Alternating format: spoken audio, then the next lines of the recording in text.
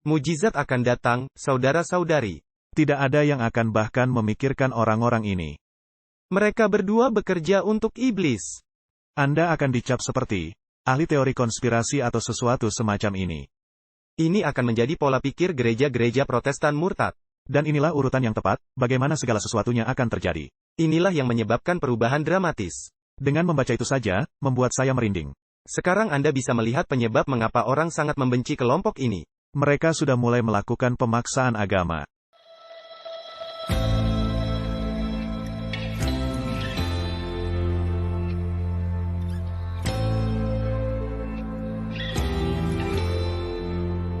Selamat datang semua orang di episode Truth Matter, Kebenaran Penting. Bersama kami, Matthew Sanche dan Mackenzie Drebit, di mana hari ini kita membahas fase berikutnya dari penyatuan gereja dan negara di Amerika. Dan melihat isu-isu yang ada di hadapan kita untuk sistem penyembahan palsu yang akan datang ini. Yang kita coba bahas dengan sangat rinci. Dan di episode terakhir, jika kalian ingat, kita akan membahas persatuan tiga serangkai antara naga, binatang, dan nabi palsu. Jadi sekarang kita akan menuju kepada apa yang akan mereka lakukan untuk memaksakan tanda binatang ini. Dan sarana alat yang akan mereka gunakan untuk memaksakan hal-hal tersebut. Juga dikenal sebagai mujizat-mujizat yang dia bicarakan. Ya, dan kami telah menyadari dampak dari informasi ini di mana itu merugikan channel kami, bukankah begitu Mackenzie? Ya. Kami menyadari bahwa algoritmanya berubah atau semacamnya.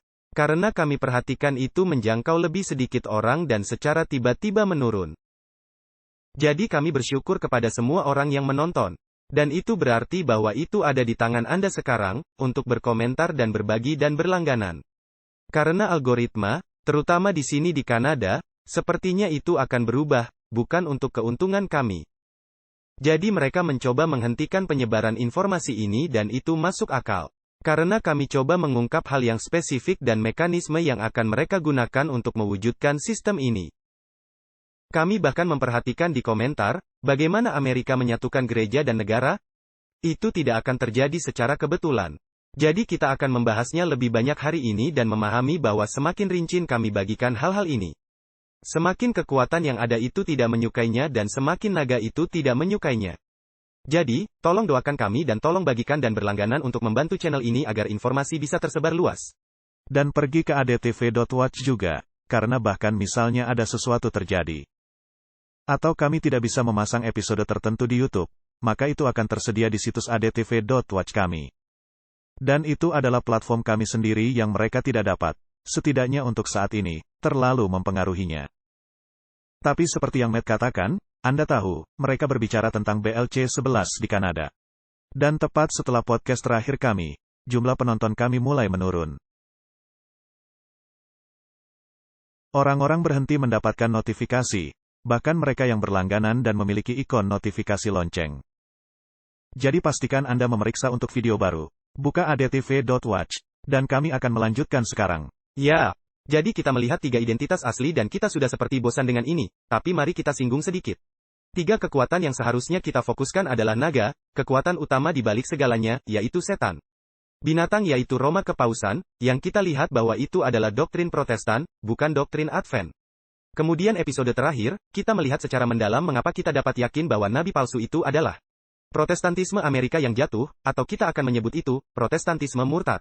Dan ketiganya selalu terhubung ketika membahas melalui Alkitab, membahas catatan akhir zaman. Dan kita melihat bahwa mereka terutama terhubung oleh satu mekanisme kunci, dan itu adalah mekanisme mujizat. Jadi orang-orang yang menonton dan berkata, oh, tidak akan ada penyatuan gereja dan negara.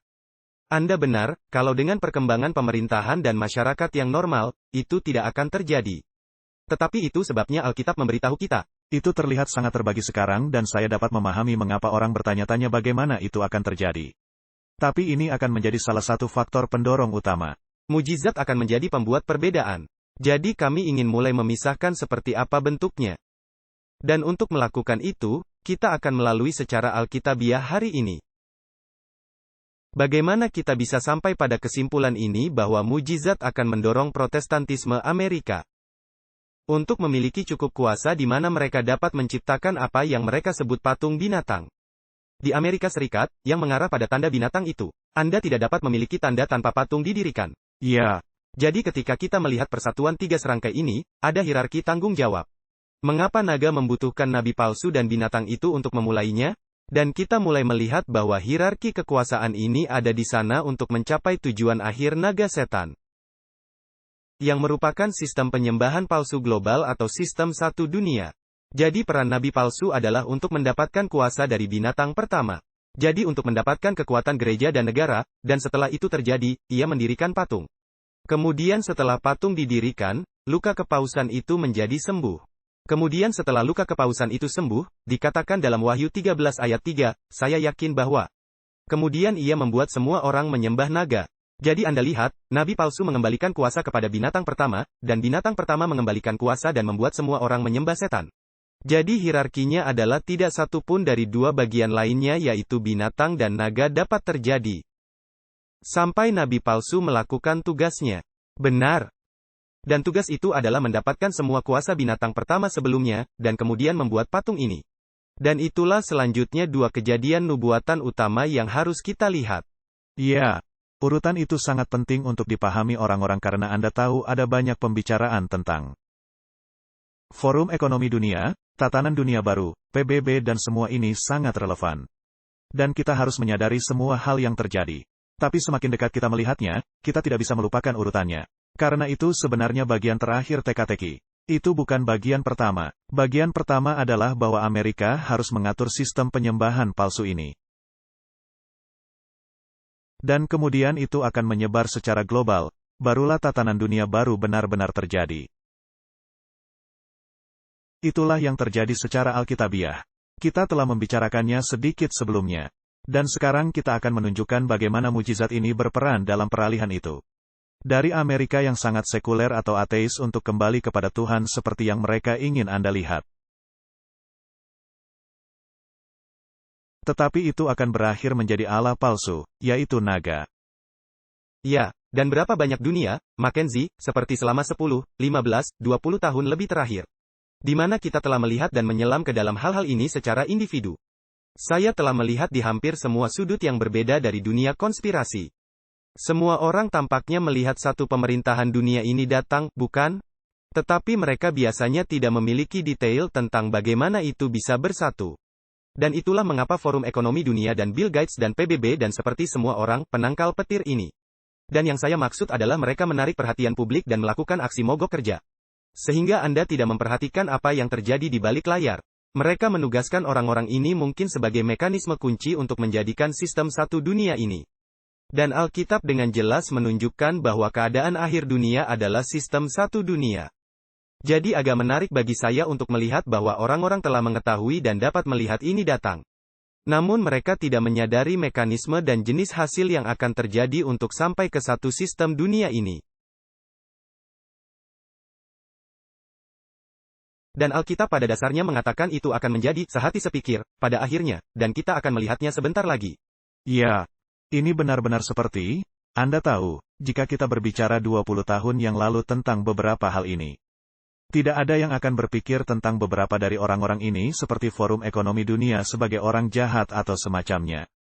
Itu benar-benar, Anda akan dicap sebagai ahli teori konspirasi atau sesuatu seperti ini. Dan sekarang orang-orang melihat beberapa entitas ini.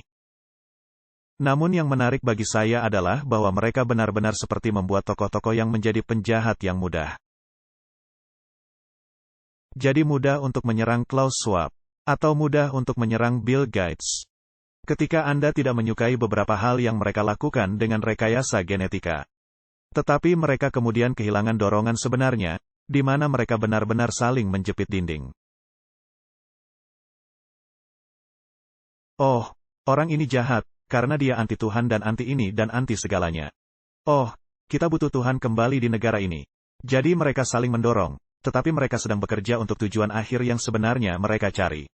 Dan apa yang kita lihat di sini adalah seperti mengambil interpretasi dari tangan kita. Atau dari tangan masyarakat umum dan menempatkannya di tangan Alkitab. Jadi kita pergi ke Wahyu 17 untuk melihat apa yang Alkitab gambarkan sebagai keadaan akhir dunia. Dan kita akan melihat Yohanes dibawa dalam penglihatan untuk melihat apa yang akan Alkitab gambarkan. Adalah tentang kekuatan terakhir yang menciptakan sistem satu dunia ini. Jadi mari kita baca Wahyu 17, pertama kita akan membaca ayat 3-6. Dalam roh aku dibawanya ke padang gurun. Jadi Yohanes mendapat penglihatan di sini. Dan aku melihat seorang perempuan, yang kita telah lihat melambangkan jemaat, duduk di atas seekor binatang merah ungu, yang penuh tertulis dengan nama-nama hujat. Mempunyai 7 kepala dan 10 tanduk. Dan perempuan itu memakai kain ungu dan kain kirmizi yang dihiasi dengan emas, permata dan mutiara. Dan di tangannya ada suatu cawan emas penuh dengan segala kekejian dan kenajisan percabulannya. Dan pada dahinya tertulis suatu nama, suatu rahasia. Babel besar, ibu dari wanita-wanita pelacur dan dari kekejian bumi. Dan aku melihat perempuan itu mabuk oleh darah orang-orang kudus dan darah saksi-saksi Yesus. Nah, sebelum kita melangkah maju, saya ingin menunjukkan beberapa hal yang kita lihat dari ayat 3-6 ini. Kita melihat perempuan ini bukanlah gereja Tuhan yang benar. Bahwa perempuan ini, seperti yang Anda katakan di episode sebelumnya, bisa juga gereja yang murtad bukan? Jadi ada perempuan murni dan perempuan cemar. Dan di sini, itu menggambarkan perempuan yang cemar. Dan itu tidak seperti dia yang pernah kita lihat di masa lalu. Sekarang dia hampir mencapai tingkat kedewasaan ini. Binatang merah ungu ini penuh dengan nama-nama hujat. Jadi itu memberi kita bagian dari definisi bagaimana kita bisa mengetahui siapa kekuasaan ini di dunia nyata. Ketika kita memahami definisi hujat, dan salah satunya, kunci identifikasinya adalah mengklaim dapat mengampuni dosa. Benar. Jadi, itulah hujat. Dan hanya ada satu organisasi di planet bumi saat ini yang mengatakan mereka dapat mengampuni dosa dengan kuasa mereka sendiri. Jadi, indikator kunci lain yang membuat kita tetap di jalur pemahaman siapakah ini, yaitu memiliki 7 kepala dan 10 tanduk, yang mengingatkan kembali pada bahasa lain yang telah kita lihat dalam kitab Daniel bukan? Dan di tempat-tempat lain dalam kitab Wahyu. Wahyu 12, saya pikir, juga memiliki referensi untuk ini. Lalu kita melihat perempuan itu lagi memakai kain ungu dan kirmizi. Kita membahasnya dalam episode sebelumnya di Climate Commandment 1. Bahwa warna-warna ini mewakili hal-hal penting dalam kerajaan Allah, ungu dan kirmizi. Kirmizi itu mewakili darah korban, ungu itu mewakili kerajaan. Tetapi Anda tidak pernah melihat biru, yang mewakili ketaatan kepada hukum Allah. Jadi kita lihat di sini ungu dan kirmizi adalah warna yang sangat populer di dalam sistem kepausan. Dan di dalam puteri gereja-gereja Protestan. Mereka dihiasi emas dan permata dan mutiara. Ketika Anda melihat harta benda milik gereja Katolik, mereka punya properti paling megah di dunia, sungguh. Dihiasi dengan jenis bebatuan permata dan material berharga ini. Dan cawannya penuh dengan kekejian dan kenajisan percabulannya. Dengan demikian Wahyu 17 ayat 5 mengatakan bahwa ini adalah sistem terakhir oleh pandangan Alkitab. Disebut misteri Babel besar. Sang ibu. Saya berhenti di situ. Ibu perempuan pelacur. Dialah sang ibu. Jadi sistem Babel ini, ia menyimak kembali di sepanjang masa melalui kerajaan-kerajaan bumi. Yang kita tahu di Daniel, Babel, Media Persia, Yunani, dan Roma. Dan menyatakan bahwa ini benar-benar perempuan dewasa yang telah matang melalui sepanjang zaman. Untuk menciptakan sistem sintesis akhir dari semua hal ini. Ya, jika saya bisa melompat ke sana. Ketika kita melihat perempuan itu, yang memakai kain ungu dan kirmizi. Dengan emas dan permata dan di tangannya suatu cawan emas. Saya yakin saya telah menyebutkan ini sebelumnya. Tetapi ketika Anda pergi ke Vatikan, mereka memiliki patung di bagian samping. Itu sebuah patung besar. Dan itu patung seorang perempuan yang memegang cawan di tangannya. Dengan ular di sana dan berdiri di atas Alkitab. Jika mereka tidak mengatakan kepada Anda secara langsung bahwa dalam Wahyu 17 adalah mereka sendiri. Maka entah Anda buta atau sedang mati 3 hari, karena itu sangat jelas. Mereka menerimanya sendiri tentang siapa itu. Mereka memberi Anda representasi Alkitab di lokasi utama mereka agar Anda lihat. Dan orang-orang masih kesulitan menerima atau memahaminya. Ya, ini semua elemen yang Alkitab katakan, ujilah segala sesuatu. Kita sedang menyusun teka-teki ini. Kita melihat, apa yang mereka lakukan, apa yang sistem terakhir binatang ini lakukan. Ini dijelaskan pada ayat 3-5. Tetapi ayat 6, Wahyu 17 ayat 6 memberitahu kita apa sistem binatang ini. Sistem terakhir penghujatan Babel besar, ibu dari perempuan pelacur ini akan lakukan. Wahyu 17 ayat 6, dan aku melihat perempuan itu mabuk oleh darah orang-orang kudus dan darah saksi-saksi Yesus. Jadi kita melihat bahwa itu adalah kuasa penganiayaan dan kekerasan. Dan saat Anda kembali melihat siapa yang telah mabuk dengan darah orang-orang kudus. Selama 1260 tahun penganiayaan itu adalah penganiayaan dari kepausan. Itu sekali lagi cocok dengan sistem kepausan. Tetapi sebenarnya lebih dari kepausan pada titik ini. Ini meliputi semua sistem keagamaan di bumi pada titik ini. Sekarang kita akan melanjutkan ke Wahyu ayat 12, melompat sedikit ke depan, yaitu Wahyu 17 ayat 12-14. Sekedar menunjukkan apa yang Alkitab katakan. Kami katakan, oh, dunia akan berakhir dalam satu sistem. Nah, apakah Alkitab mengatakan itu? Mari kita lihat. Dikatakan, dan ke-10 tanduk yang telah kau lihat itu adalah 10 raja, yang belum mulai memerintah. Tetapi 1 jam lamanya menerima kuasa sebagai raja, bersama binatang itu. Lalu dikatakan, mereka saya sekata, kekuatan dan kekuasaan mereka berikan kepada binatang itu. Mereka akan berperang melawan anak domba. Sekarang, itu sangat konsisten. Kita melihat 10 tanduk adalah 10 raja. Jadi Anda tidak perlu berspekulasi tentang apa itu 10 tanduk ketika Anda melihat hal ini, kan? Dan Anda lihat 10 raja ini akan menerima kuasa dengan binatang itu untuk waktu yang singkat. Dikatakan 1 jam. Jadi itu suatu waktu yang singkat.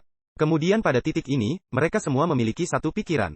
Sebab mereka memberikan kekuatan dan kuasa kepada binatang itu, dan apa yang mereka lakukan? Mereka akan berperang melawan anak domba, yang sangat konsisten dengan Wahyu 12 ayat 17 yang telah kita lihat. Maka marahlah naga itu kepada perempuan itu.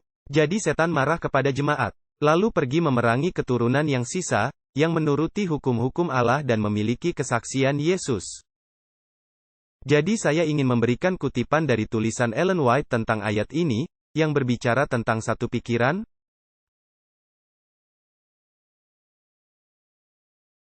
Ya, beberapa orang mungkin memiliki pertanyaan tentang ayat ini, di ayat 12.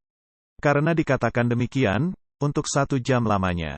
Beberapa orang menganggapnya nubuatan, tetapi saya hanya ingin mengklarifikasi itu. Dalam Wahyu 10 dan 11, itu berbicara bahwa tidak ada lagi nubuatan waktu setelah tahun 1844.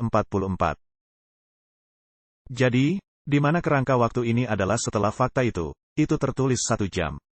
Jika Anda melihat definisinya, itu berarti, waktu yang singkat tapi dalam kurun waktu tertentu.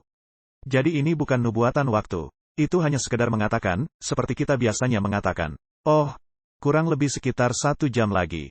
Ini seperti ungkapan yang digunakan merujuk waktu yang singkat. Atau, oh, 1 menit lagi ya. Tetapi itu tidak secara harfiah 1 menit. Mungkin 5 menit, 6 menit, 10 menit. Namun Anda menggunakannya sebagai ungkapan. Jadi begitulah cara penggunaannya di sini. Itu saja. Betul sekali. Jadi saat sistem terakhir ini terjadi, dan semua kelompok kekuatan ini bergabung untuk bersatu dalam satu sistem, tidak ada banyak waktu tersisa dalam sejarah bumi. Jadi, jika ada sesuatu yang dapat Anda ambil dari hal tersebut, itu adalah waktu yang sangat singkat setelah penyatuan ini terjadi. Dan sebagian karena kelompok orang ini berusaha untuk berperang dengan anak domba. Jadi mereka akan melakukan serangan penuh terhadap mereka yang menaati perintah-perintah Allah dan memiliki kesaksian Yesus. Ya, Tuhan tidak akan membiarkan mereka memiliki kue dan memakannya juga. Bahwa mereka mendapatkan sistem mereka dan memiliki masa kejayaan untuk ratusan tahun berikutnya. Itu tidak akan terjadi. Tuhan memiliki keteraturan dan Dia punya rencana dan Dialah yang memiliki buku pedoman. Jadi Dia mengizinkan dan tidak mengizinkan hal-hal terjadi pada waktu yang Dia anggap tepat. Ya, dan satu hal lagi. Itu semua dalam upaya untuk menyelamatkan setiap orang sebanyak mungkin. Jadi Dia mengizinkan setan melakukan berbagai hal. Untuk membuat mereka yang akan diselamatkan ke dalam situasi yang memungkinkan mereka memiliki perkembangan karakter yang dibutuhkan. Saya pikir Tuhan lebih suka kita tidak mengalami hal-hal ini. Namun sayangnya dalam keadaan kita yang berdosa, kadang-kadang, krisis inilah yang menyebabkan tindakan di dalam hati dan pikiran kita benar-benar bergerak. Jadi kita melihat Tuhan mengizinkan hal-hal ini. Dan Dia akan mengizinkan sistem satu dunia ini. Dan ketika sistem ini datang dan mereka memiliki satu pikiran, mari kita lihat apa yang ayat ini katakan tentang itu. Sehingga artinya sedikit lebih jelas bagi kita. Mereka saya sekata, akan ada suatu persekutuan universal. Satu keseragaman besar, suatu persekongkolan dari kekuatan-kekuatan setan. Kekuatan dan kuasa mereka berikan kepada binatang itu. Demikianlah dinyatakan wewenang yang sama, kuasa yang menekan kebebasan beragama. Kemerdekaan untuk menyembah Allah menurut kehendak hati nurani, seperti dinyatakan oleh kepausan. Ketika pada masa yang silam menganiaya mereka yang berani menolak untuk ikut dengan aturan-aturan dan upacara-upacara agama Romanisme. Jadi itu semacam melukiskan sebuah gambaran di sini. Akan ada suatu persekutuan universal, satu keseragaman besar dari kekuatan-kekuatan setan. Jadi apakah itu menegaskan bagi kita gagasan bahwa akan ada satu sistem dunia, tatanan dunia baru di masa depan? 100%. Dan hal yang menarik tentang kutipan ini, itu sudah sejak tahun 1890-an. Dan jika Anda melihat dalam sejarah Amerika secara khusus, Anda akan melihat pada tahun 1888, mereka sudah mulai membuat pemaksaan agama. Itu dibatalkan. Tetapi itulah mengapa pada tahun 1800-an mereka sudah membicarakan hal ini, karena ini adalah sebuah kenyataan. Dan mereka dapat melihat bahwa ini akan segera terjadi lagi, tetapi itu akan menyebar karena Alkitab mengatakan bahwa itu akan berakhir mendunia. Tetapi jika Anda berpikir bahwa ini belum pernah terjadi sebelumnya, itu telah terjadi. Dan itu masih ada di buku, Anda dapat mencarinya yaitu, Blue Laws atau Hukum Biru. Dan ini akan segera datang lagi. Dan ia akan memiliki wewenang menekan yang sama seperti Roma sebelumnya, persis dikatakan di Wahyu 13. Binatang kedua akan mendapatkan semua kuasa binatang pertama sebelumnya, yang merupakan wewenang opresif terhadap kebebasan beragama dan kebebasan hati nurani. Sungguh, itu yang akan terjadi. Jadi mari kita klarifikasi karena ada orang-orang yang berkata, ya, saya tahu satu sistem dunia ini akan datang. Dan bahwa akan ada konfederasi universal ini. Tetapi mereka sering lupa bahwa patung binatang, supaya semua ini terjadi.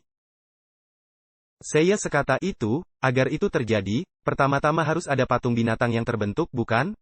Itu tidak bisa terjadi di tempat lain sampai Amerika melakukan tugasnya. Jadi di mana patung binatang itu terbentuk? Apakah secara global atau lokal di Amerika dulu? Itu akan secara lokal di Amerika dahulu. Amerika akan menjadi pemimpin terdepan. Itulah pokok yang kita temukan. Dan kita tahu itu, karena menurut Alkitab, patung binatang itu datang secara eksklusif dari binatang kedua dalam Wahyu 13. Dan karena Anda dan saya telah membahas hal ini, kita tahu bahwa binatang adalah kerajaan. Jadi itu berarti bahwa binatang kedua, itu harus terjadi di wilayah dari kerajaan yang diwakilinya itu, bukan? Jadi kerajaan apa itu? Itulah Amerika. Kita sudah melihatnya panjang lebar. Jadi kita tahu ada pertempuran agama yang akan datang karena patung binatang itu harus didirikan di Amerika. Dan patung itu adalah penyatuan gereja dan negara. Sekarang saya ingin membaca beberapa bagian lagi dari tulisan Ellen White, yang mencakup konsep yang sama ini, untuk menunjukkan bahwa kami tidak mengada-ada. Dikatakan, begitu Amerika, negeri kebebasan beragama itu, akan bersatu dengan kepausan. Dalam menekan hati nurani dan memaksakan manusia untuk menghormati sabat yang palsu. Yang akan kita bahas dengan sangat rinci di episode berikutnya. Maka rakyat setiap negara di bumi ini akan dituntun untuk mengikuti contohnya. Jadi kita lihat di sini Amerika pertama-tama bersatu dengan kepausan, barulah seluruh dunia mengikuti. Ini satu lagi, bangsa-bangsa asing akan mengikuti contoh Amerika Serikat. Walaupun negara ini yang memimpin namun krisis yang sama akan menimpa umat kita di segala penjuru dunia. Jadi, Amerika pertama, lalu seluruh dunia. Sangat menarik bagaimana saat ini ada banyak orang, saya akan menyebut mereka. Saya tidak tahu, bendera palsu mungkin atau gangguan. Tapi kita lihat orang-orang berbicara tentang Cina. Bahwa Cina akan menjadi kekuatan besar berikutnya dan semua hal ini. Dan kita berbicara tentang kemungkinan Perang Dunia III dengan semua hal yang terjadi di mana-mana. Tetapi narasi Alkitab tidak mendukung Cina menjadi kekuatan dunia berikutnya. Dan itu adalah pemikiran yang sangat menarik bagi orang-orang yang berpikir bahwa itu bisa saja terjadi. Tetapi kita tahu itu tidak akan terjadi secara alkitabiah. Sekarang, itu tidak berarti bahwa kekuatan lain di dunia tidak memiliki peranan. Tetapi Alkitab berfokus pada naga, binatang, dan nabi palsu ini. Karena itulah yang sebenarnya akan menciptakan tatanan dunia baru ini. Yang akan membuat penyembahan palsu menjauh dari Tuhan kepada sesuatu yang lain. Dan Cina tidak akan menjadi penggenapan itu. Meskipun ia dapat muncul dan memberikan ancaman. Atau bahwa Amerika memainkan permainan ini bola-balik. Dan penting bagi kita untuk mengetahuinya agar kita tidak terpengaruh oleh rupa angin pengajaran, bukan? Setiap peristiwa dunia yang terjadi. Dan saya melihat banyak dunia Protestan pada awal konflik Ukraina-Rusia. Menjadikan nubuatan Gog dan Magog ini berperan kepada Rusia dan kekuatan pembantunya. Mencoba membuat semuanya cocok dengan narasi nubuatan ini. Dan tujuan kami bukanlah untuk mencoba menjadikan semuanya agar cocok sehingga orang-orang terus tertarik. Kami pastinya hanya berusaha mengatakan yang sebenarnya sebaik yang kami tahu. Bahkan jika orang tidak setuju dengan itu, mereka setidaknya mendengar perspektif dan memahami mengapa kami percaya apa yang kami yakini. Dan dapat menggunakannya untuk membandingkan dengan apa yang ditawarkan orang lain sebagai kebenaran. Tapi saat kita melihat ini sekarang, dalam perspektif Amerika, dan saya ingin orang-orang menyadari, saya melihat beberapa komentar seperti, mereka bahkan bukan orang Amerika, mereka hanya mencoba menyerang Amerika. Saya warga negara Amerika. Saya menghabiskan 35 tahun pertama hidup saya di Amerika. Tinggal di Illinois, dan kemudian saya tinggal di Los Angeles selama sekitar 13 tahun. Kemudian saya pindah ke Kanada. Saya baru di sini 3 atau 4 tahun. Jadi ini bukan seperti dua orang Kanada sedang menyerang Amerika. Dan itu tidak juga seakan kami memiliki ulasan cemerlang tentang Trude dan Chrystia Freeland. Dan semua lulusan Forum Ekonomi Dunia ini, sebut saja begitu. Jadi kita setara dalam menjelaskan, dimanapun terang perlu ditunjukkan agar kebenaran dapat diberitahukan. Ini bukan sesi menyerang Amerika. Kami hanya menyatakan pokok perkara dan fakta apa adanya. Jadi saya harap orang-orang dapat menghargai sudut pandang dari mana kami datang. Jadi saya ingin agak melihat keadaan Amerika saat ini, karena kami katakan, oh Amerika akan menjadi religius.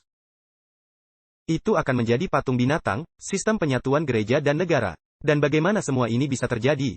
Karena ketika kita melihat Amerika hari ini, Anda tidak akan berpikir bahwa akan mungkin bagi mereka untuk membuat hukum agama nasional. Di mana gereja pada dasarnya menjalankan pemerintahan. Karena, dan kita telah membahas ini di episode sebelumnya. Di mana kita berbicara tentang dialektika Hegelian bukan? Di mana Anda melihat dua kekuatan yang berlawanan ditaruh ke dunia.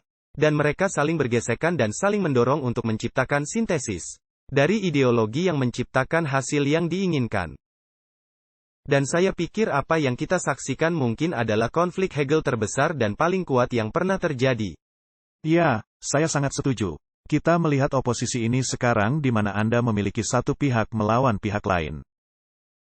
Dan Anda bisa menyelidikinya atau Anda bisa sekedar melihatnya. Anda bahkan tidak perlu mencarinya. Di berita-berita, semua gereja yang berbeda berbicara tentang oposisi yang berbeda terhadap kedua belah pihak. Dan mereka semua saling mendorong satu sama lain. Dan itu akan menghasilkan satu sintesis dari apa yang mereka inginkan, sayangnya. Ya, jadi dua bagian yang saling mendorong adalah politik sekuler sayap kiri versus politik agama sayap kanan. Dan kedua kekuatan ini seperti berjuang untuk pikiran orang-orang di Amerika saat ini. Jadi kita akan mengarah ke hal ini. Karena kita dapat berterima kasih kepada revolusi Perancis atas sistem dua partai yang kita miliki. Dan kita akan temukan pada akhirnya, mereka berdua bekerja untuk iblis pada akhirnya. Sekali lagi, kami tidak mengutuk individu di sana. Tetapi kami hanya menunjukkan bahwa jika dunia sampai ke satu pikiran dan Amerika Serikat katalisator untuk itu. Partai-partai politik di Amerika akan menjadi katalisator utama untuk menyelesaikan semua ini. Jadi ideologi sekuler sayap kiri versus ideologi agama sayap kanan saling berbenturan satu sama lain. Dan memanifestasikan dirinya dengan cara ini. Mari kita lihat, hingga saat ini, keadaan spiritualitas Amerika saat ini dan gereja-gereja di Amerika tidak terlihat baik. Inilah sebuah artikel berjudul, Keruntuhan Iman di Amerika. Dan saya akan membacakan dengan cepat. Suatu waktu, Amerika Serikat dikenal sebagai bangsa Kristen. Tapi sekarang negara kita bergerak menjauh dari akar-akar itu dengan kecepatan yang sungguh menakjubkan. Pada tahun 1972, sebuah penelitian Pew mendapati bahwa 92% dari semua orang Amerika adalah orang Kristen. Tetapi survei Pew terbaru yang menanyakan pertanyaan ini mendapati bahwa hanya 63% orang Amerika yang masih menjadi orang Kristen pada saat ini. Pada suatu waktu, sebenarnya hampir setiap bangsa di dunia barat ialah Kristen. Tetapi sekarang kebanyakan dari mereka telah berubah menjadi masyarakat pasca Kristen. Ini adalah dampak dari sekuler sayap kiri bukan? Mendorong ideologi dan mengubah bahkan seorang Kristen menjadi, katakan saja, bukan orang Kristen sejati. Mereka tidak menganggap Alkitab sebagai firman Tuhan sesungguhnya dan mereka tidak menerapkan iman Alkitab. Dapat dikatakan bahwa Amerika Serikat sudah ada di sana juga. Dan satu survei baru-baru ini mendapati bahwa kebanyakan orang tua tidak menganggap penting untuk meneruskan iman mereka kepada anak-anak. Dikatakan, orang tua kurang mementingkan anak-anak mereka bertumbuh, memiliki keyakinan agama atau politik yang mirip dengan mereka. Sekitar sepertiga atau 35% mengatakan sangat penting bahwa anak-anak berbagi keyakinan agama mereka. Dan 16% mengatakan hal yang sama tentang keyakinan politik anak-anak mereka. Dikatakan, sayangnya, banyak orang Amerika tidak peduli. Bangsa kita memilih untuk menolak iman seperti tidak pernah sebelumnya. Dan saat ini tidak ada indikasi bahwa ini akan berbalik dalam waktu dekat. Tapi mereka tidak tahu cerita lengkapnya. Pandangan yang menarik. Tepat sekali bukan? Jadi dari sudut pandang orang luar ketika mereka menulis ini. Mereka seperti, wow, runtuhnya kekristenan di Amerika tampaknya sudah pasti. Itu terjadi di sekitar kita. Tetapi di sana, dia juga menyinggung fakta bahwa sebagaimana dengan rusaknya kekristenan, itu menjadi kerusakan masyarakat juga bersamanya, bukan? Dan ini adalah dorongan agenda liberal yang pada akhirnya akan mengarah pada despotisme moralitas. Dan itu akan sepenuhnya kosong dari semua jenis hal ini. Misalnya tidak dapat mendefinisikan apakah itu wanita. Itulah versi sayap kiri paling luar biasa dari mana segala sesuatunya berjalan. Dan Anda akan melihat bahwa akan ada penolakan dari pihak agama, yang akan kita lihat di sini sebentar. Jadi sekarang, mari kita melihat artikel lain. Ini dari The Guardian. Ini berbicara tentang gereja-gereja yang tutup. Gereja-gereja ditutup dalam jumlah yang sangat banyak di Amerika Serikat. Para peneliti mengatakan, seiring jemaat berkurang di seluruh negeri. Dan generasi muda Amerika meninggalkan agama Kristen sama sekali. Bahkan ketika iman terus mendominasi politik Amerika. Sekitar 4.500 gereja-gereja Protestan ditutup pada tahun 2019. Data tahun lalu tersedia, dengan sekitar 3.000 gereja baru dibuka, menurut Lifeway Research. Inilah pertama kalinya jumlah gereja di Amerika Serikat tidak bertumbuh sejak Sinode Evangelikal mulai mempelajari topik ini pada tahun 2014. Dengan pandemi mempercepat tren yang lebih luas dari orang Amerika yang berpaling dari agama Kristen. Para peneliti mengatakan, penutupan gereja hanya akan terjadi lebih cepat. Dalam 3 tahun terakhir, semua tanda menunjukkan laju penutupan yang berkelanjutan. Mungkin mirip dengan tahun 2019 atau mungkin lebih tinggi. Seiring terjadi peningkatan yang sangat cepat pada individu Amerika yang mengatakan bahwa mereka tidak religius. Baik, Mackenzie, jadi kita melihat di sini bahwa ada kejadian gereja-gereja ditutup. Orang tua tidak ingin menanamkan nilai-nilai Alkitabiah kepada anak-anak mereka. Semakin sedikit orang yang dikenali sebagai orang Kristen. Semua hal ini tampaknya menunjukkan bahwa ada tren yang semakin cepat yang membentuk kembali pemikiran religius Amerika Serikat. Dan itu menuju ke arah yang salah. Dalam hal seperti kekristenan bangkit dan menciptakan penyatuan negara gereja.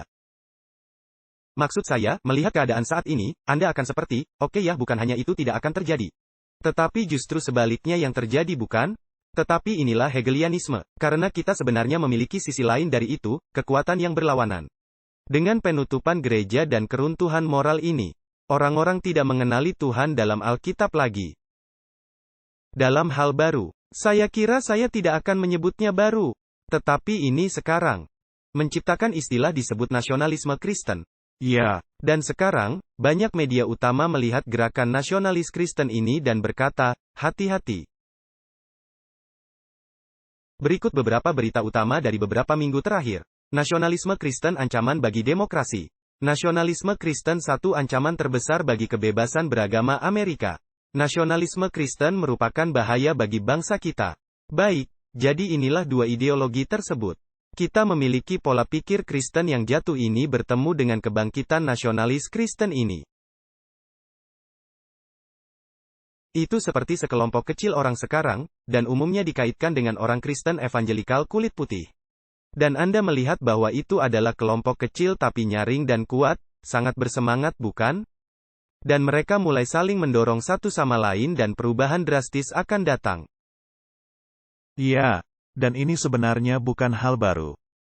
Ini adalah sesuatu yang telah berlangsung selama lebih dari 150 tahun, sebenarnya. Anda dapat melihat bagaimana mereka mengubah istilah. Seperti Agenda 2030 hanyalah istilah baru untuk agenda yang sama yang terjadi di tahun 90-an.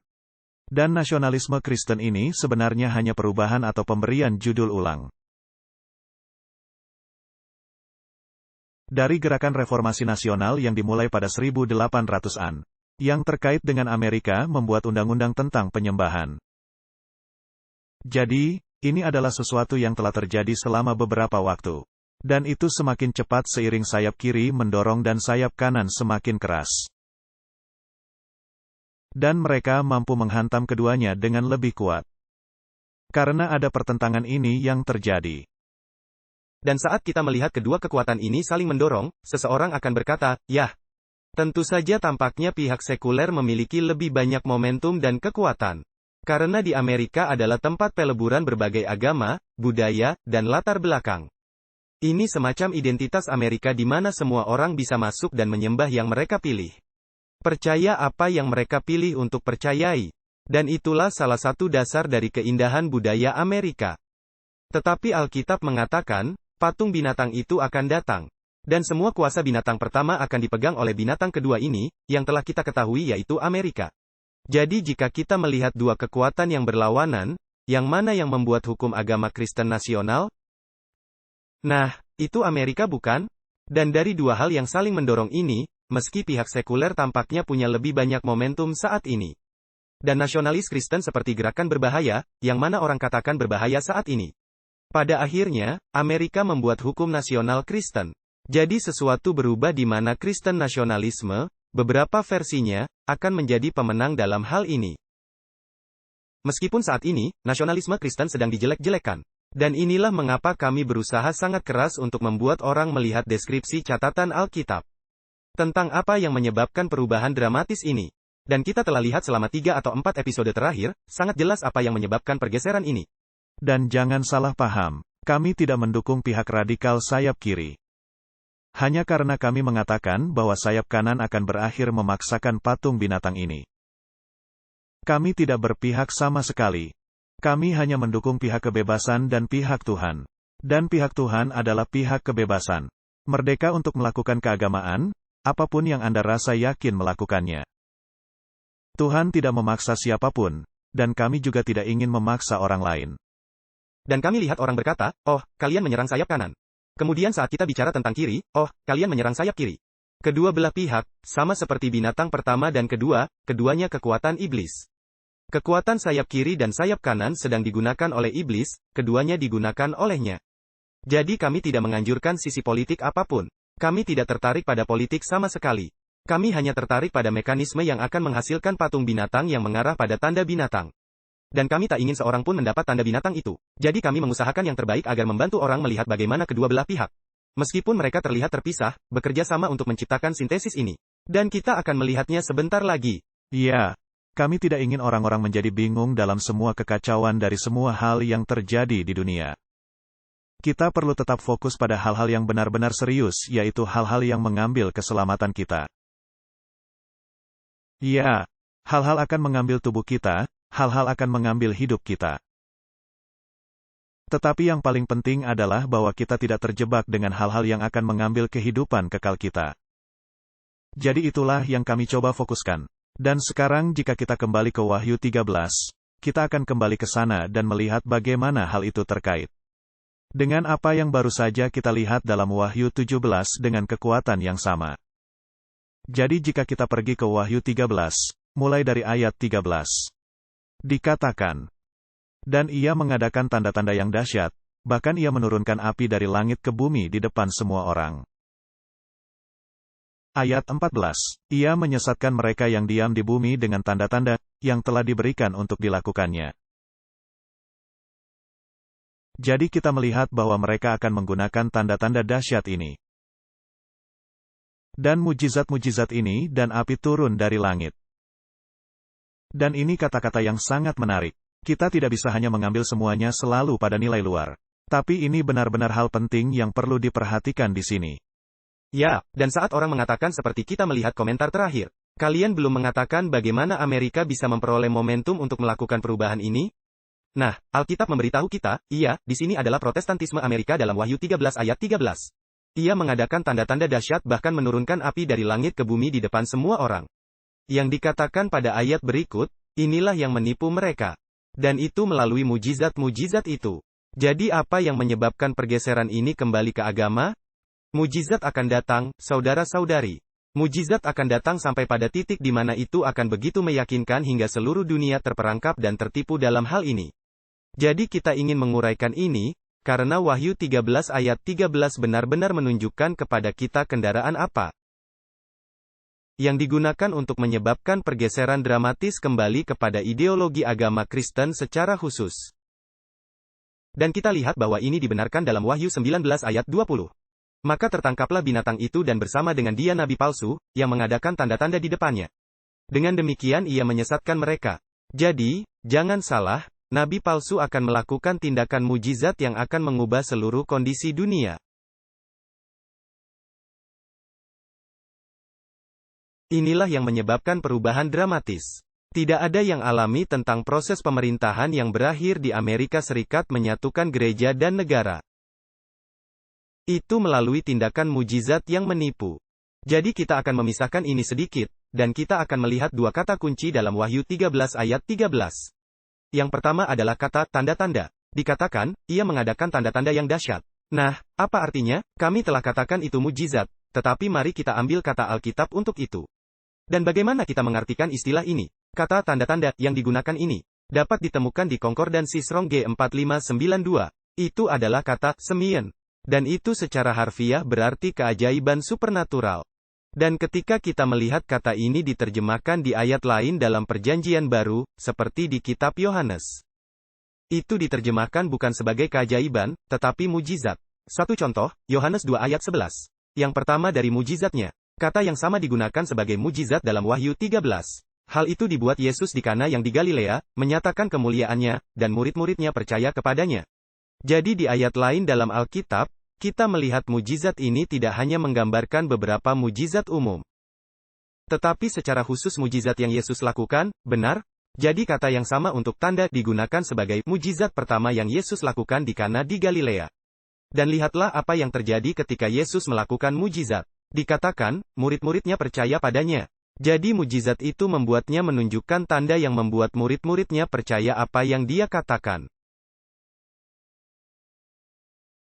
Jadi mujizat-mujizat ini berhubungan dengan Yesus dan orang-orang percaya.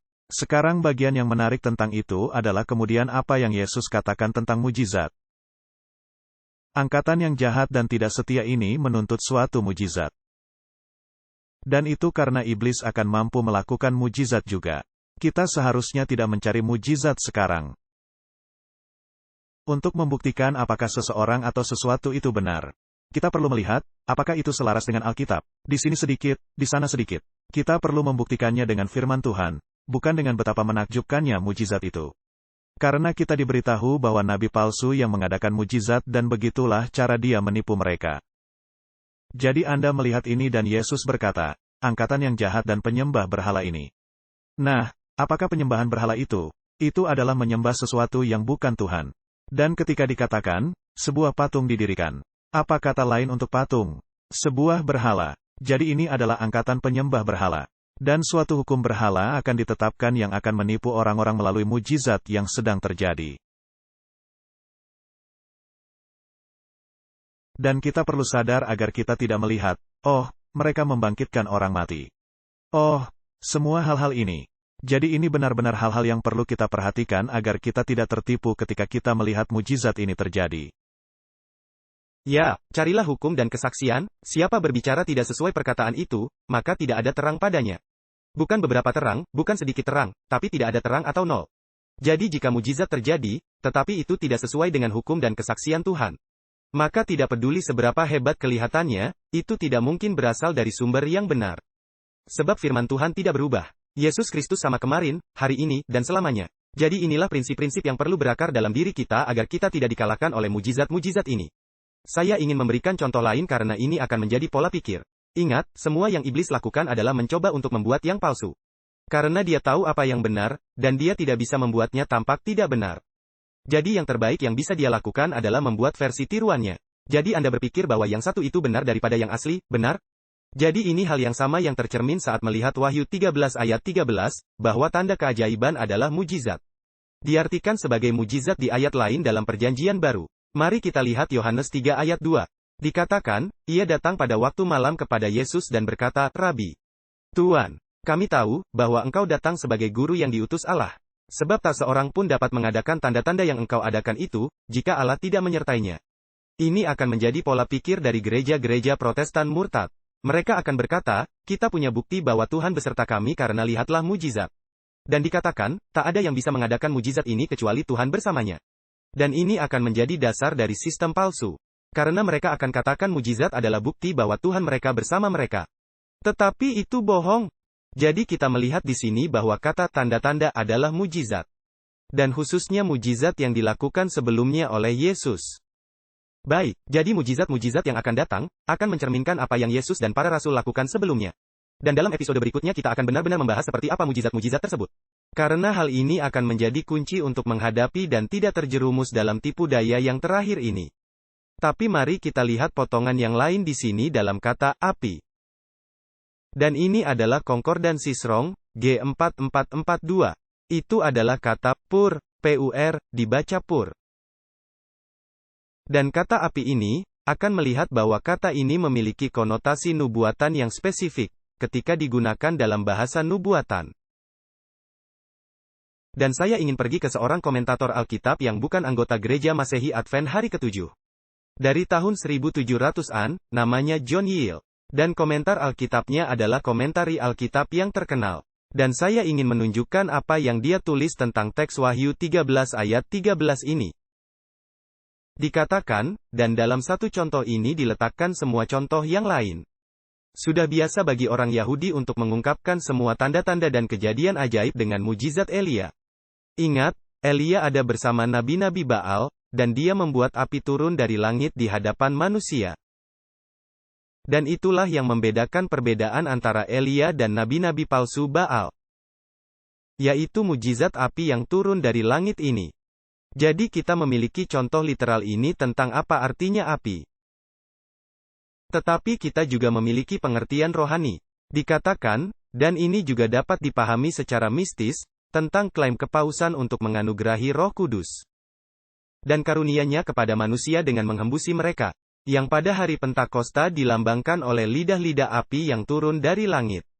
Yang menarik dari itu adalah kata api di sini dalam Wahyu 13 ayat 13 adalah kata api yang sama yang digunakan untuk menggambarkan Roh Kudus ketika turun pada para rasul pada hari Pentakosta. Di mana dikatakan dalam Kisah Para Rasul 2 ayat 3, dan tampaklah kepada mereka lidah-lidah seperti nyala api. Dan hinggap pada mereka masing-masing. Maka penuhlah mereka dengan Roh Kudus. Lalu mereka mulai berkata-kata dalam bahasa-bahasa lain, seperti yang diberikan oleh Roh itu kepada mereka. Jadi di sini kita melihat dalam komentari, dikatakan, Roh Kudus dalam karunia dan rahmat-Nya. Diumpamakan dengan api oleh karena kemurnian, terang, dan kehangatannya. Ia memberi mereka pengetahuan tentang hal-hal ilahi dan spiritual. Jadi kita melihat di sini bahwa api melambangkan, dalam makna rohani, adalah Roh Kudus. Jadi ketika kita membaca kembali ayat ini, Wahyu 13 ayat 13, itu berkata, dan mujizat-mujizat besar akan diadakan sehingga Roh Kudus palsu turun dari langit di hadapan manusia. Itulah Roh Kudus palsu yang masuk ke dalam gereja-gereja Protestan yang murtad.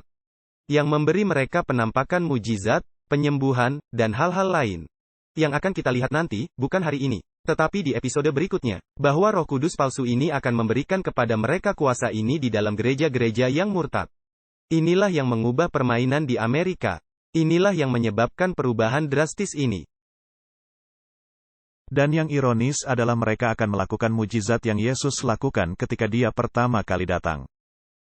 Tapi dia tidak datang untuk pertama kali. Dia datang untuk kedua kalinya. Dan kita diberitahu sangat jelas melalui Alkitab bahwa kedatangannya yang kedua tidak seperti yang pertama. Yang pertama adalah menjadi hamba yang rendah hati, menjadi anak manusia untuk menjadi teladan. Itulah tujuannya untuk memberi kita karunia keselamatan. Kedatangannya yang kedua adalah datang sebagai raja yang menang, seperti Mikhael sebagai pahlawan. Dia datang dengan semua bala tentara surga. Itu akan nyaring, itu akan besar, itu akan dahsyat. Dan semua mata akan melihatnya. Tapi lucunya, jadi Anda bisa mengaitkan ini. Sekarang, orang-orang Yahudi belum mempunyai Mesias mereka, karena mereka menolak Yesus. Jadi mereka akan melihat kedatangan Mesias ini dan mujizat-mujizat ini yang seperti kedatangan pertama.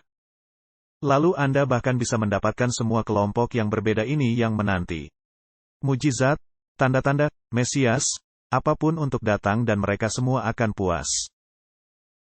Karena mereka telah menolak Kristus yang sejati. Dan bahkan orang-orang Kristen sudah tidak tahu apa itu kekristenan yang sejati lagi. Jadi ketika mereka melihat mujizat dan api yang datang ini, itu mengingatkan saya pada. Anda mungkin ingat klip Benny Hinn, ketika dia berkata, api pada paduan suara. Wow! Dan kemudian semua orang jatuh di belakangnya. Ini adalah hal yang persis yang akan kita lihat semakin banyak dan sering. Tetapi bahkan lebih meyakinkan dan lebih dramatis lagi itu akan terjadi. Benar sekali, karena ada orang-orang berkata, yah, bukankah ada gereja-gereja Pantai Kosta? Atau gereja karismatik yang menyentuh orang dan bukankah mereka sembuh? Bukankah itu mujizat? Mujizat-mujizat ini akan menjadi begitu kuat dan luar biasa sehingga memikat perhatian seluruh dunia. Dan saya ingin membaca bagian lain, kali ini dari buku Great Controversy. Jadi mari kita lihat apa yang Tuhan katakan kepada kita dalam Wahyu 13 ayat 13. Jadi dia berkata, dalam gereja-gereja yang bisa di bawah kuasa penipuannya setan, akan ditunjukkannya bahwa seolah-olah berkat-berkat khusus Allah dicurahkan. Di sana akan dinyatakan apa yang dianggap sebagai minat keagamaan yang besar. Jadi kita melihat, inilah penyebabnya. Ia membuat api turun dari langit, Roh Kudus palsu ke dalam gereja-gereja murtad. Dan kita melihat inilah yang menyebabkan minat keagamaan yang besar. Orang banyak akan bersukaria bahwa Tuhan bekerja dengan sangat mengagumkan bagi mereka. Padahal pekerjaan itu perbuatan roh yang lain. Dengan berkedok agama, setan akan berusaha meluaskan pengaruhnya terhadap dunia Kristen. Jadi Muslim, Yahudi, Hindu, Buddha, ini akan menjadi pertempuran yang berfokus pada Kristen. Seluruh dunia akan mengikuti. Membaca itu saja, itu membuatku merinding. Karena untuk melihat penipuan dan orang-orang akan berpikir bahwa inilah Tuhan yang mencurahkan berkat-Nya. Oh, itu tidak bisa dipercaya dan mengerikan. Dan jika mungkin, itu akan sangat meyakinkan, bahkan bisa menipu orang-orang pilihan. Tetapi alasan orang-orang pilihan itu terhindar bukan karena mereka istimewa atau seakan mereka dipilih Tuhan. Itu karena mereka membaca firman Tuhan dan mempercayainya. Dan mereka berakar di dalamnya dan mereka kokoh dalamnya, benar? Jadi apabila dikatakan umat pilihan, itu tidak seperti Anda menempatkan diri terpisah dari orang lain karena Anda lebih baik dari mereka. Bukan begitu, ini adalah iman yang sederhana. Anda melihat firman Tuhan, mendengarnya, melakukannya, mempercayainya, dan berpegang padanya. Peganglah apa yang benar, bukan begitu? Jadi untuk meringkaskan, nabi palsu akan menghasilkan mujizat-mujizat melalui Roh Kudus palsu.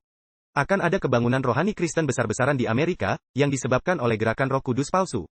Yang akan menggunakan mujizat sebagai tanda bahwa itulah bukti bahwa ia memiliki kuasa ilahi. Setan akan memakai mujizat ini untuk menarik perhatian seluruh dunia dalam persiapan untuk penipuan terakhir. Yang kami akan beritahu Anda sekarang. Setan muncul di sini di bumi, menyamar menjadi Yesus. Dan saya akan membacakan pernyataan itu untuk meringkas ini. Pemandangan yang menakutkan dari suatu oknum adikodrati akan segera dinyatakan di langit. Sebagai tanda dari kuasa iblis yang mengadakan pekerjaan-pekerjaan mujizat. Referensi ini ditemukan dalam Wahyu 13 ayat 14, serta Wahyu 16 ayat 14. Roh-roh iblis akan pergi kepada raja-raja dunia ini dan ke seluruh dunia, untuk mengikat mereka dalam penipuan. Dan mendorong mereka bersatu dengan setan dalam perjuangan terakhirnya melawan pemerintahan surga. melalui agen-agen ini. Jadi mujizat ini bekerja, apapun itu, yang akan kita bahas lebih lanjut di episode berikutnya. Adalah roh-roh iblis dan mereka pergi ke raja-raja dunia dan berkata, engkau harus bersatu. Dan ini adalah dorongan terakhir bukan? Ya, Jadi dikatakan, melalui agen-agen ini, para penguasa dan rakyat sama-sama akan tertipu. Orang-orang akan bangkit berpura-pura sebagai Kristus sendiri. Ini setan, menuntut bagi dirinya hak dan penyembahan yang seharusnya kepada penebus dunia ini. Dengarkan bagian ini. Mereka akan mengadakan mujizat penyembuhan ajaib, dan akan mengaku mempunyai wahyu-wahyu dari surga, yang bertentangan dengan kesaksian Alkitab. Jadi ini kembali ke yang baru saja kita katakan. Jika itu tidak berbicara sesuai hukum dan kesaksian, itu tidak memiliki terang di dalamnya. dan Yesus berbicara tentang hal ini dalam Matius 24. Dia katakan, akan ada Kristus-Kristus palsu dan guru-guru palsu yang muncul. Dan bila mereka berkata, oh, dia di padang gurun, pergi ke sana, dia di situ. Jangan pergi, sebab itu bukan Kristus. Itulah Kristus-Kristus palsu yang akan muncul. Dan inilah urutan persisnya, bagaimana hal-hal akan terjadi. Kita akan melihat mujizat-mujizat ini. Amerika akan menjadi bangsa Kristen lagi. Mereka akan mulai memaksakan hukum agama. Kemudian akan ada Kristus-Kristus palsu ini berkata, kalian semua, ya, kalian harus memiliki undang-undang ini karena planet ini sudah mau hancur. Semua hal ini, Tuhan sedang marah, dan kalian harus menghormati dan bergabung dengan naga, binatang, dan nabi palsu dalam tatanan dunia baru. Dan Kristus-Kristus palsu ini, atau Kristus palsu ini, yang sebenarnya setan, kemudian akan sepenuhnya menguniversalkan patung binatang ini dan membawanya ke seluruh dunia. Dan banyak teologi Kristen modern, memiliki hal yang disebut pengangkatan, benar? Jadi mereka mengharapkan antikristus untuk datang kembali dan menjadi antikristus. Untuk membawa kehancuran ini ke bumi, tetapi mereka tidak berharap menjadi bagian dari itu. Bukan itu yang kami katakan. Kami tidak mengatakan antikristus akan datang kembali dalam jubah antikristus. Kami mengatakan setan akan datang kembali dengan jubah Yesus Kristus. Dan itu akan benar-benar mementahkan orang-orang dengan teologi pengangkatan ini. Karena tidak hanya semua orang di sini ketika antikristus di sini. Anda tidak tahu dia adalah antikristus karena dia datang menyamar menjadi Yesus. Dan masalahnya adalah ketika mereka datang dan melakukan hal ini. Mereka akan berpura-pura bahwa mereka telah mengubah kitab suci, bertentangan dengan kesaksian kitab suci. Jadi akan sangat penting untuk memahami mengapa firman Tuhan tidak pernah berubah. Saya ingin membaca satu lagi bagian grid kontroversi sebelum kita mengakhiri ini. Dikatakan, setan sendiri diubah menurut cara-cara modern. Ia akan tampak dengan tabiat seorang malaikat terang. Melalui agen-agen spiritisme, yang akan menjadi fokus utama kita di episode berikutnya. Apa itu spiritualisme dan bagaimana hal itu terwujud dalam seluruh pekerjaan mujizat gila yang akan datang ini. Mujizat-mujizat diadakan, orang sakit disembuhkan, dan banyak tanda yang tidak bisa disangkal akan diadakan. Dan seiring roh-roh itu mengaku percaya kepada Alkitab, dan menunjukkan penghormatan kepada institusi gereja. Pekerjaan mereka akan diterima sebagai pernyataan kuasa ilahi. Jadi ketika orang-orang ini kembali, itu akan seperti, ini Alkitab, kami percaya. Kalian harus percaya juga, tetapi mereka akan memanipulasi kitab suci dengan cara, ya, kami mengatakan Alkitab. Tetapi kami punya otoritas untuk mengubahnya. Karena di sini setan kembali menyamar menjadi Yesus. Dan kita akan melihat orang-orang lain yang akan datang bersamanya dalam seluruh penipuan ini. Mereka akan mengaku beriman kepada Alkitab. Dan inilah yang membantu orang mewujudkan kenyamanan ini dalam pandangan dunia agama Kristen. Dan orang akan berkata, yah, kalian hanya mengutip dari buku-buku lain mengenai ini.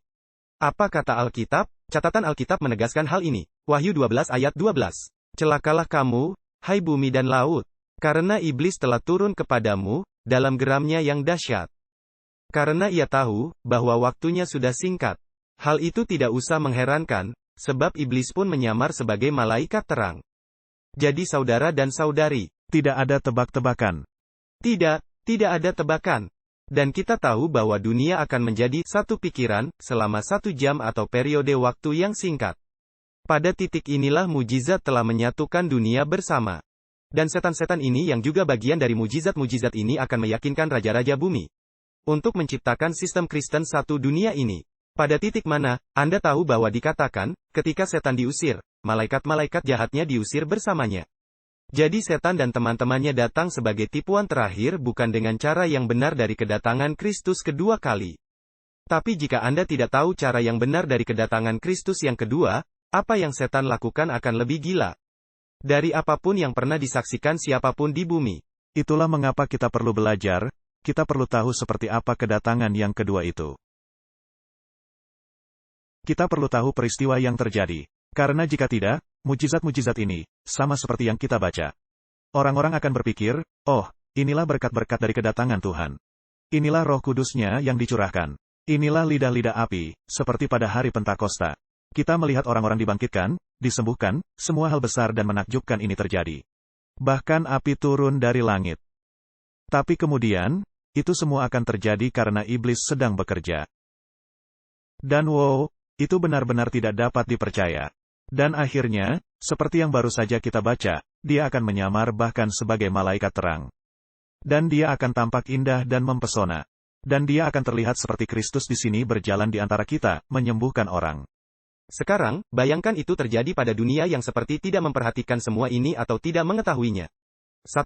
Bagaimana mungkin Anda tidak mempercayainya? Karena itu akan sangat luar biasa dan begitu menawan. Dan kita akan tampak tidak bisa membuktikan kalau itu palsu. Sebab mujizat itu akan tampak nyata. Seperti orang-orang mati akan kembali dari kematian, akan tampak begitu. Kita akan bahas di episode berikutnya, kita tidak akan bahas sekarang. Tetapi dalam semua pekerjaan ini, dia mencoba menipu seluruh dunia.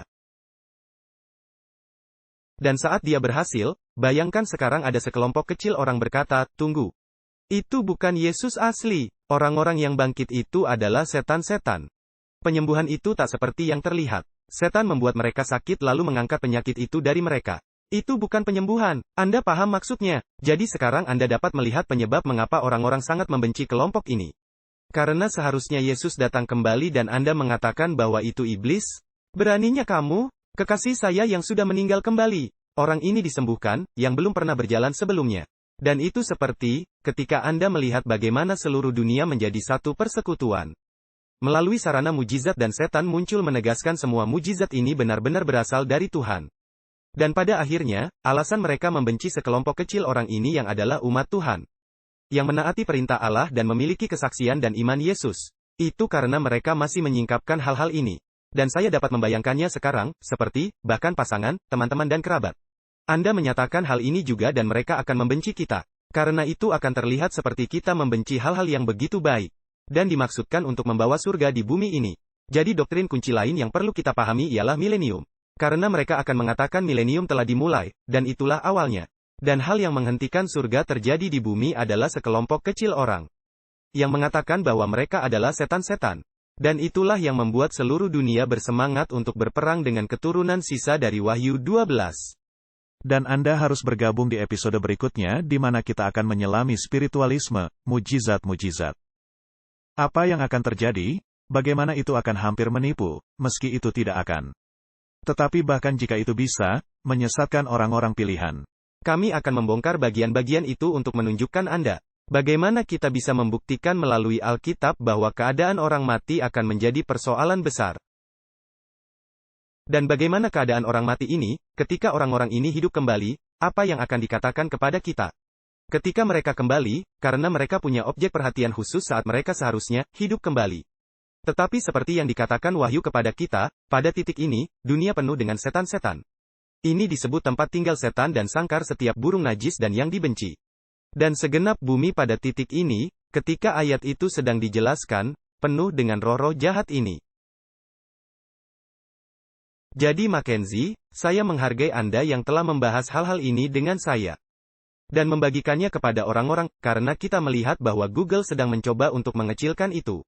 Dan itu tergantung pada setiap individu yang melihat ini untuk berbagi informasi ini dengan orang lain. Karena bahkan jika mereka tidak percaya, itulah tugas kita untuk memberitahu mereka. Sehingga mereka dapat mencoba bersiap dan mampu membedakannya ketika hal-hal ini terjadi. Jika Anda ingin melihat video ini dan membuat catatan di bagian tertentu, kunjungi situs web kami yaitu adtv.watch. Anda dapat membuat penanda di video dan kemudian jika Anda punya poin menarik yang ingin Anda bagikan nanti. Anda telah menyimpannya, itu tidak hilang dan Anda dapat membaginya dengan orang lain. Pastikan Anda menyukai, berbagi, dan berlangganan. Dan beritahu orang lain tentang hal-hal ini. Mulailah buka Alkitabmu, mulailah belajar untuk diri sendiri agar Anda bisa menjadi penjaga. Dan Anda tidak perlu malu membagikan firman kebenaran. Terima kasih telah bergabung semuanya dan sampai jumpa berikutnya.